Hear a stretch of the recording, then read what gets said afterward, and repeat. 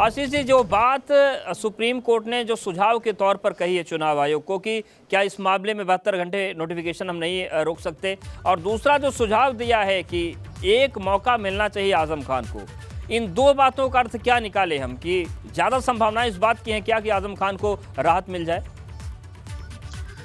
देखिए, legally position ये है कि अगर आपका कन्विक्शन हो चुका है तो आपका डिस्क्वालिफिकेशन होना बनता ही बनता है। लेकिन एक स्टेट्यूटरी अपील की जहां पर गुंजाइश होती है, जहां पर प्रोविजन होता है, तो इस सेंटेंस को अपने आप में फाइनल सेंटेंस नहीं माना जा सकता, क्योंकि अपील का मौका अभी भी आजम खान साहब के पास है। और वो इस मैटर में जिस तरीके से सुप्रीम कोर्ट के सामने आए हैं, तो there may be a possibility कि उनको स्टे मिल जाए, और अगर स्टे मिल जाता है, सस्पेंशन सेंटेंस हो जाता है, तब ये पूरी री इलेक्शन की जो प्रोसेस है, फ्रेश इलेक्शन की प्रोसेस, ये रुक जाती है। तो शायद ये आगे कोई कंट्रोवर्सी या कॉम्प्लिकेशंस ना क्रिएट हो, इसलिए अगर कुछ समय का वक्त दिया जाता है आजम खान साहब को कि वो कोर्ट को अप्रोच कर सके इस निचली कोर्ट के आदेश को चैलेंज करने के लिए, तो ये एक तरीके से तर्कसंगत स्टेप। यानी कि अगर आजम खान को राहत मिलती है, स्टे मिलता है, तो उसकी वजह ये होगी कि आजम खान को इतना भी मौका नहीं मिल पाए कि वो हाई कोर्ट या सुप्रीम कोर्ट जाकर अपील कर सके राहत के लिए। जी देखिए, सुप्रीम कोर्ट इसमें कोई ऑर्डर पास नहीं करेगी, क्योंकि इलीगैलिटी इस तरीके से इसमें नहीं है गवर्नमेंट के पार्ट पर कि नोटिफिकेशन जल्दी क्यों ले आए। लेकिन हाँ, अगर एक लॉजिकली आप देखें तो ये ज्यादा तर्कसंगत होता है यूपी सरकार के लिए कि आजम खान को हायर कोर्ट जाने का समय मिलता, और अगर तब उनको अगर स्टे नहीं मिलता है उनके सेंटेंस पर, तब ये नोटिफिकेशन जारी किया जा सकता था और इलेक्शन की प्रोसेस फिर कंटिन्यू कर सकते।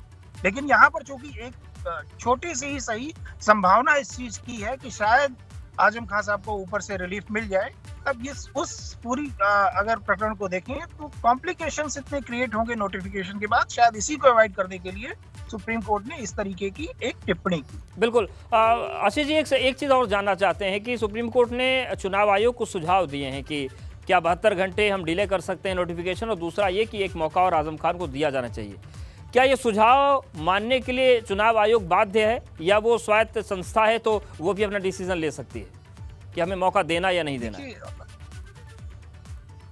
सुझाव मानने के लिए चुनाव आयोग तब तक बाध्य नहीं होगा जब तक कि इस दिशा में कोई या तो कानून नहीं बनता है या जुडिशियल ऑर्डर नहीं आता है। देखिए, भारत की संवैधानिक जो व्यवस्था है उसमें अगर सुप्रीम कोर्ट ऑर्डर पास करती है तो चुनाव आयोग को उसको मानना ही पड़ेगा।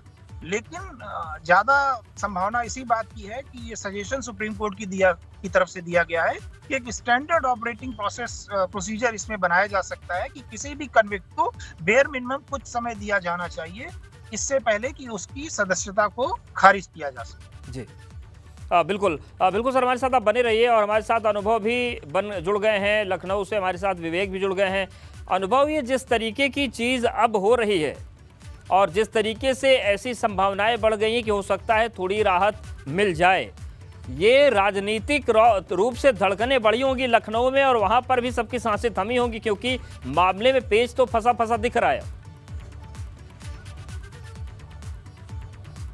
देखिए, सबसे महत्वपूर्ण ये है कि आजम खान की जो सदस्यता रद्द हो गई है वो तो हो ही गई है, ठीक।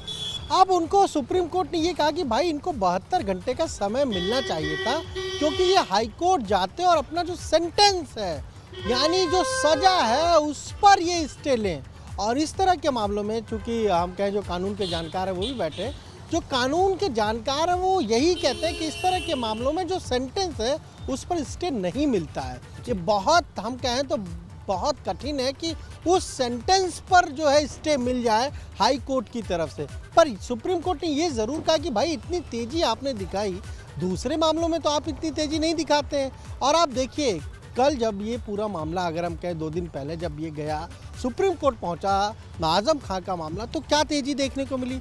एक तो ये कि उसी दिन रात को विधानसभा अध्यक्ष की तरफ से जो सीट थी उसे घोषित कर दिया गया, और अगले दिन सुबह ही चुनाव आयोग ने खतौली सीट पर भी रद्द हुई, वहां पर चुनाव की तारीखों का, बाई इलेक्शन का ऐलान कर दिया। अब अगर ये भी ना हुआ होता तो क्या होता?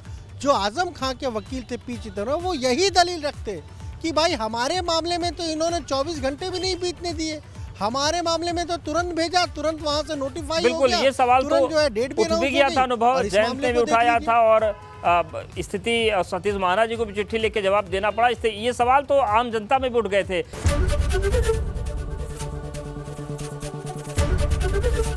एबीपी गंगा, खबर आपकी, जुबान आपकी।